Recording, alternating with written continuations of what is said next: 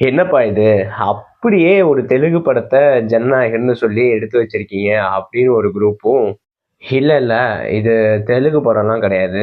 அப்படி இப்படின்னு ஏதாவது வதந்திய கிளப்பி தளபதியோட லாஸ்ட் மூவிய கெடுத்து விட்டுறாதீங்க அப்படின்னு ஒரு குரூப்பும் வாக்குவாதம் பண்ணி ஒரு கான்ட்ரோவர்சி போயிட்டு இருக்குது உங்க எல்லாருக்குமே தெரியும். உண்மையிலே ஆக்சுவலி இந்த ஜனநாயகன் மூவி இவங்கலாம் சொல்ற மாதிரி பகவந்த் கேசரியோட adaption or remake or inspiration ஏதாவதா ஆர் ஒரு நியூ ஜேர்னல் மூவியா?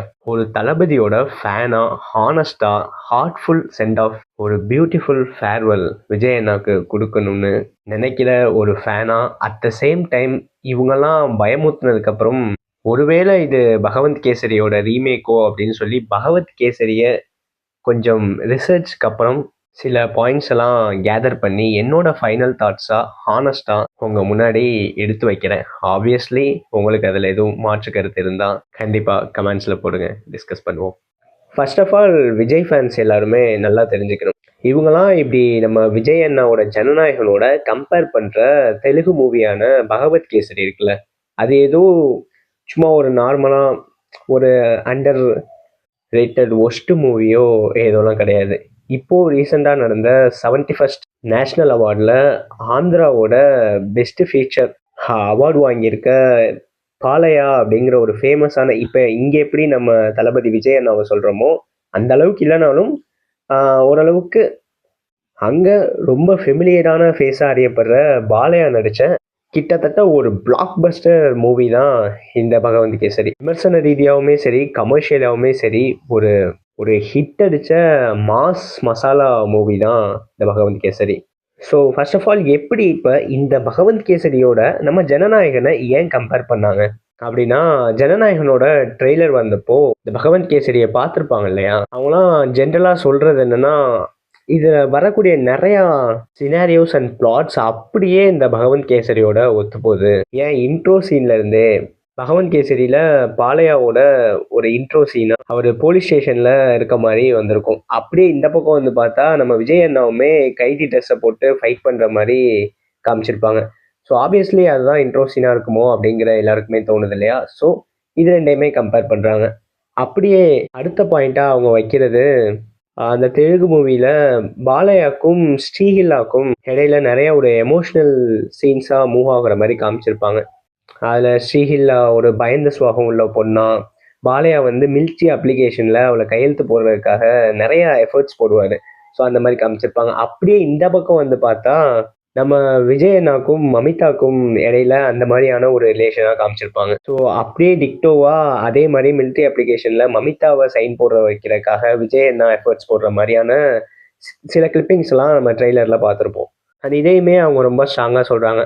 இவங்களோட இந்த வாதத்தை இன்னும் கொஞ்சம் பூஸ்ட் பண்ற மாதிரி பகவந்த் கேசரியோட இன்ட்ரோ சீன்ல பாலையா டேங்க்ல இருந்து பறந்து வர மாதிரி அவர் அப்படி அடிச்சு டேங்க் வர்றதுல இருந்து அந்த டேங்க்ல இருந்து வெளியே வர ஏதோ ஒரு மெட்டீரியல் அதை எடுத்து அவர் அதை வச்சு வெப்பன் செய்கிற மாதிரி தட் இஸ் ஹைலி இன்ஃப்ளேமபிள் அப்படின்னு சொல்லும்போது ஐ டோன்ட் கேர் ப்ரோ அப்படின்ற மாதிரி சொல்லுவார்.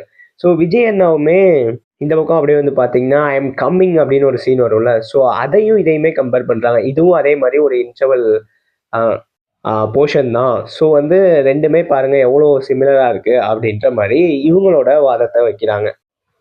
எஸ் நண்பாஸ் இவங்க சொன்னதெல்லாம் மோர் ஆர் லெஸ் சேம் தான். இதே மாதிரி தான் நம்ம ஜனநாயகனோட கிளிப்பிங்ஸும் நம்மளால அண்டர்ஸ்டாண்ட் பண்ணிக்க முடியுது. த சேம் டைம் பகவத்கீதையுமே இது சாரி பகவந்த் கேசரி ரெண்டையும் கம்பேரிசன் பண்ணி நான் குழம்பிடுவேன் போல. அப்போ என்னடா சொல்ற, அப்போ ரீமேக் தானா அப்படின்னு கேட்டா இங்கே தான் பயங்கரமான ட்விஸ்ட் இருக்கு. ஏன்னா செகண்ட் ஆஃப் கம்ப்ளீட்லி என்டையர்லி டிஃப்ரெண்டா இருக்கு. ஏன்னா அந்த ட்ரெய்லர்ல வர சில கிளிப்பிங்ஸுமே அப்படியே அந்த பகவந்த் கேசரியும் கம்பேர் பண்ணா அதுதான் நமக்கு தெரிய வருது. இதுல தான் ஹெச் வினோத்தோட ஸ்டோரி ரைட்டிங், அவர் எந்த மாதிரி கதையை கொண்டு போறாரு, மனுஷன் பூந்து விளையாண்டுருக்காரு, கம்ப்ளீட்டா நம்மள ஒரு டிஃப்ரெண்ட் ஜேர்னல்குள்ள கூட்டிட்டு போறாரு.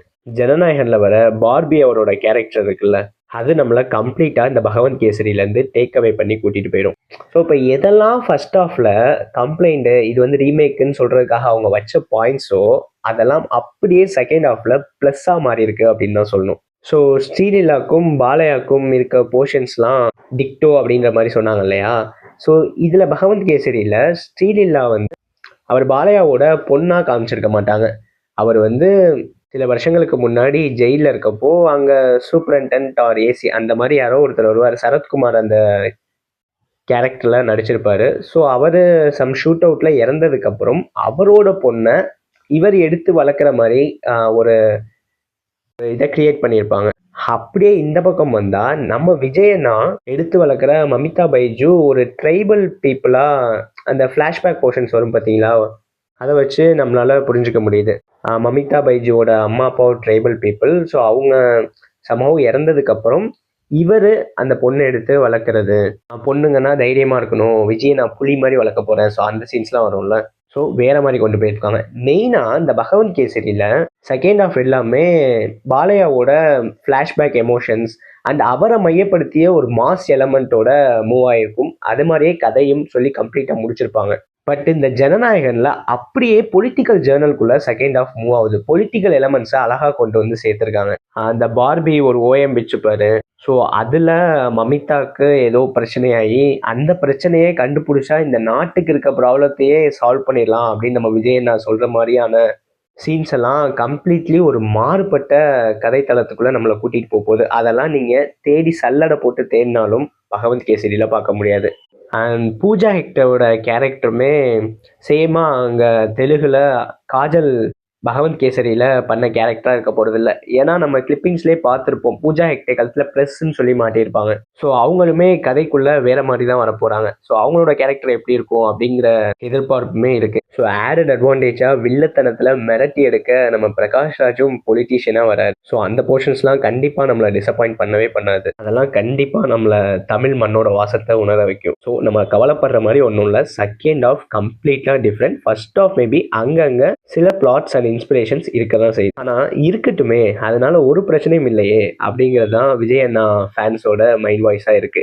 ஏன்னா கில்லி கூட எல்லாம் மறந்துருக்க மாட்டீங்கன்னு நினைக்கிறேன். ஒரு ரீமேக் மூவி தான். ஆனால் அது ஒரிஜினல் வெர்ஷனை விட நம்ம தமிழ் வெர்ஷனில் எந்த அளவுக்கு ஹிட் அடிச்சதுன்னு நம்ம எல்லாருக்கும் தெரியும். அதுலேயும் இந்த பகவந்த் கேசரி ஆல்ரெடி மாசு. அதை விஜய் அண்ணாவோட இதில் பார்த்தா அந்த மாசு கொல மாசம் ஆகும். So complete mass social entertainment மூவியாக இந்த ஜனநாயகன் இருக்க போகுதுங்கிறதுல எந்த டவுட்டுமே வேணாம். அதுவும் டிவிக்கேன்னு பச்சை குத்திட்டு விஜய் அண்ணா போலீஸ் கெட்டப்போட வரப்போற அந்த போர்ஷனுக்காக ஒட்டுமொத்த தமிழ்நாடுமே காத்துட்டு இருக்குன்னு தான் சொல்லணும்.